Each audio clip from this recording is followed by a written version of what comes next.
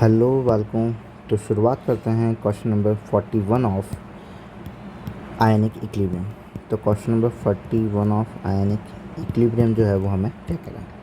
ये हमें कहता है कि what will be the pH of 1 m ammonium format solution. Ammonium format को हम लिखें तो ammonium format HCOOH HCOONA।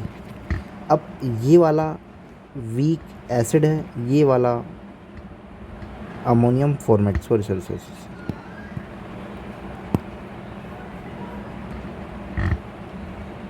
HC_O_ONH3 ये होगा।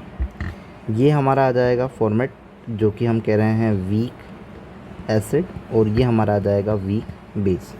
तो हमारे पास जो गिवन है वो एक्चुअली वीक एसिड और वीक बेस गिवन है। अगर इसका हाइड्रोलाइसिस होता है या फिर पीएच का जो हम फॉर्मूला लगाएंगे तो पीएच का फॉर्मूला हमारे पास में यहाँ ये होता है half of PKW plus PKA minus PKD। ये हमारा फॉर्मूला होता है। नाउ के और के भी दिया हुआ है, दैट मीन्स PK निकाल सकते हैं। तो यहाँ पे PK जो हो जाएगा वो क्या हो जाएगा 4, और यहाँ पे क्या हो जाएगा हमारा 5 हो जाएगा नॉर्मली।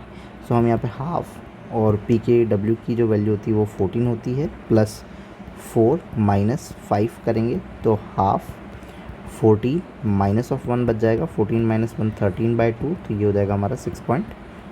तो H प्लस आयन या पीएच जो होगी वो हमारी कितनी हो जाएगी 6.5। तो ऑप्शन नंबर कौन सा हो जाएगा हमारा फर्स्ट। यहाँ पे ये पहचाना ज़रूरी है कि वीक एसिड कौन है, स्ट्रॉन्ग बेस कौन है, और उसके बीच हाफ पे अपन करते हैं। क्वेश्चन नंबर 42 की अगर बात करें तो यहाँ हमें ये कहता है कि which salt will not undergo hydrolysis. वो सॉल्ट हाइड्रोलाइसिस नहीं होते हैं जिसमें ना ही वीक एसिड हो ना ही वीक बेस हो, ठीक है, वो हाइड्रोलाइसिस नहीं होंगे। KCl में के जो आया है वो KOH से आया है, Cl जो है वो HCl से आया है। दैट मीन्स कि ये स्ट्रॉन्ग बेस है और ये स्ट्रॉन्ग एसिड है।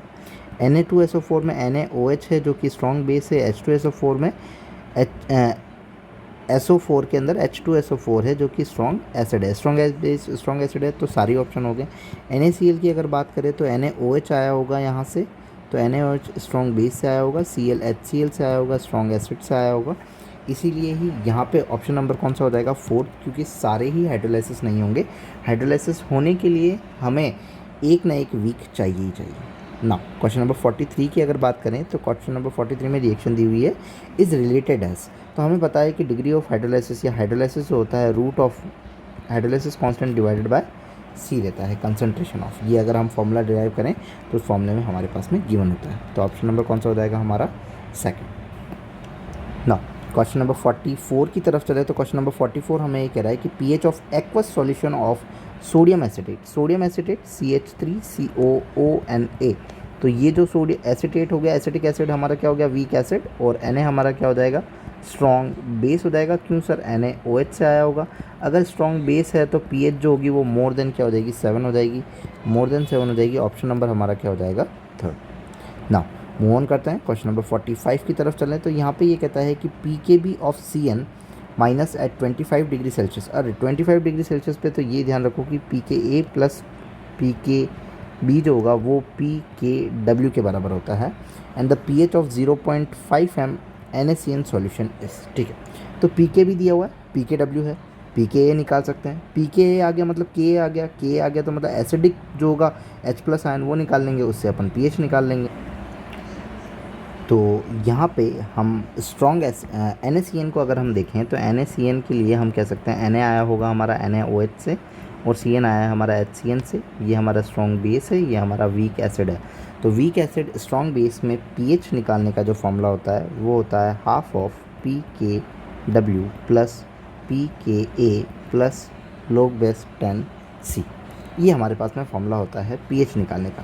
तो क्या सर PKW है, हाँ हमें पता है कि 14 होती है। सर PK है हाँ PK है, हम ऊपर वाले फॉर्मूले से डिराइव कर लेंगे। log C कंसनट्रेशन दे रखी है 0.5। तो नॉर्मली PKA सबसे पहले निकाल देते हैं, PKB की वैल्यू 4.7 है और ये हमारा होता है 14।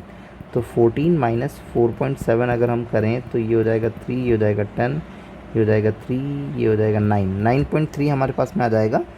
तो हाफ PKW जो होगा 14 प्लस ये 9.3 plus log base 10C, log base 10 0.5 को अगर हम सॉल्व करें तो ये हमारे पास में हो जाएगा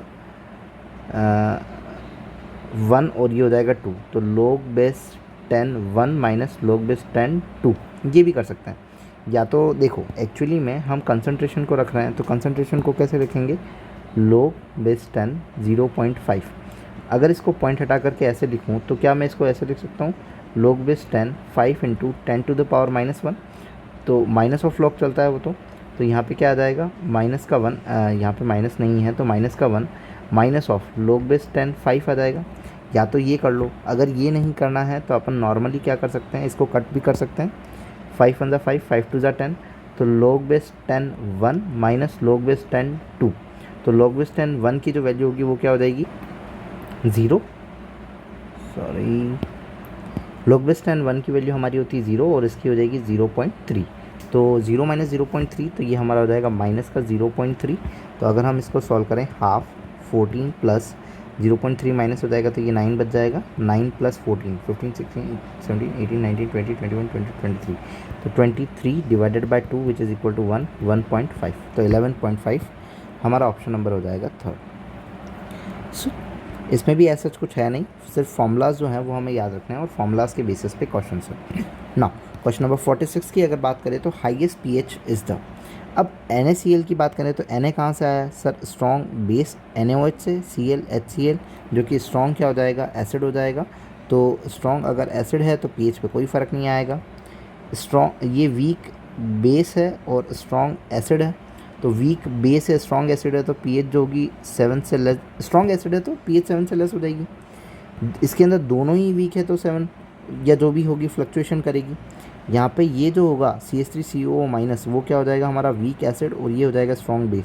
स्ट्रॉन्ग बेस है तो पीएच जो होगी वो मोर देन 7 होगी, मोर देन 7 वाला, इसीलिए हाईएस्ट पीएच जो हम जाएंगे वो मोर देन 7 थर्ड वाले ऑप्शन की तरफ चले जाएंगे ना। पीएच ऑफ K2S सॉल्यूशन इस, K2S की अगर बात करें तो K तो आया होगा KOH से और H2S से हमारा आया ये तो हमारा हो गया क्या, स्ट्रॉन्ग बेस, और ये हमारा क्या हो गया, वीक एसिड। तो स्ट्रॉन्ग बेस है तो मोर देन 7 होगी, हमारा ऑप्शन नंबर कौन सा हो जाएगा, थर्ड हो जाएगा। सिंपल है ना। क्वेश्चन नंबर 48 की अगर बात करें तो क्वेश्चन नंबर 48 जो है वो हमें कह रहा है कि anionic hydrolysis of H plus pH, अगर मान लो पीएच फाइंड करनी है और एनायनिक हाइड्रोलाइसिस है, एनायनिक हाइड्रोलाइसिस है दैट मीन्स एनायनिक हाइड्रोलाइसिस किसका होता है, हमारा एसिडिक का होगा, तो हम pKa को इंट्रोड्यूस करते हैं वहाँ पे, ठीक है। तो उसका हमारा फॉर्मूला होता है half of pKw plus pKa plus log C। क्या हमने ऊपर यही लिखा है, हाँ हमने ऊपर यही लिखा है कि pH का जो फॉर्मूला होता है वो क्या होता है pKw, ये एनायनिक हाइड्रोलाइसिस का ही है, pKw plus pKa plus log C।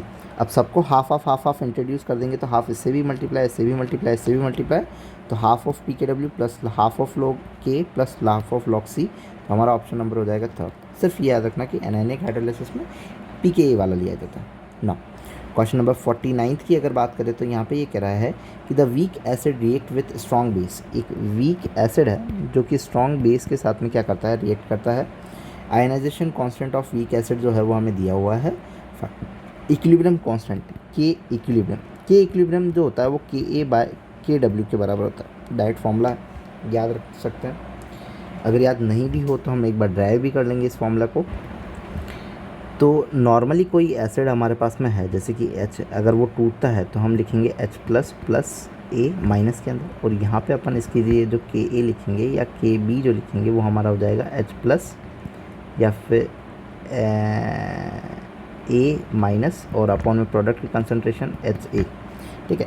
अब वीक एसिड को स्ट्रॉन्ग बेस में इंट्रोड्यूस किया है तो हमारा वीक एसिड जो है वो हम एनायनिक ले लेते हैं, ये H, नॉर्मली हमारा वीक एसिड जो है हम HA को मान रहे हैं, HAW क्यों लिखा है, HA को मान रहे हैं, तो HA को स्ट्रॉन्ग बेस मतलब OH माइनस के साथ में रिएक्ट करवाएंगे तो हमारा क्या बन जाएगा A माइनस प्लस H2O, तो ये क्या होगा, लिक्विड होगा, ये क्या होगा, एक्वस, ठीक है। तो अगर हम यहाँ पे के इक्विलिब्रियम लिखें तो के इक्विलिब्रियम क्या लिख सकते हैं, A माइनस की कंसनट्रेशन अपॉन में एसिड का है तो KA लिखना पड़ेगा क्योंकि वीक एसिड है, तो वीक एसिड है तो उसकी जगह क्या आएगा, KA आएगा हमारे पास में, तो यहाँ पे KA लिख देते हैं, ठीक है। A माइनस और H2O के लिए तो लिक्विड है तो 1 ही रहेगा, तो यहाँ पे HA की कंसनट्रेशन OH माइनस की कंसनट्रेशन, और हमें पता है कि H प्लस आयन की कंसनट्रेशन OH माइनस आयन की कंसनट्रेशन जो होती है वो KW के बराबर होती है 25 डिग्री सेल्सियस। नाउ इन दोनों को हम क्या करते हैं, इक्वेशन सेकंड और इक्वेशन फर्स्ट को डिवाइड में रख लेते हैं। तो KA by K equilibrium is equal to H plus A minus upon HA, A minus HA और OH माइनस। तो A से A गया, H से A से गया, H प्लस और OH माइनस क्या होता है हमारा KW, तो KW आ जाएगा is equal to KA by K equilibrium. तो K इक्विलिब्रियम जो हो जाएगा वो KA बाय KW आ जाएगा। तो नॉर्मली फॉर्मूला याद रखो, K इक्विवेलेंट जो होता है वो KA बाय KW होता है।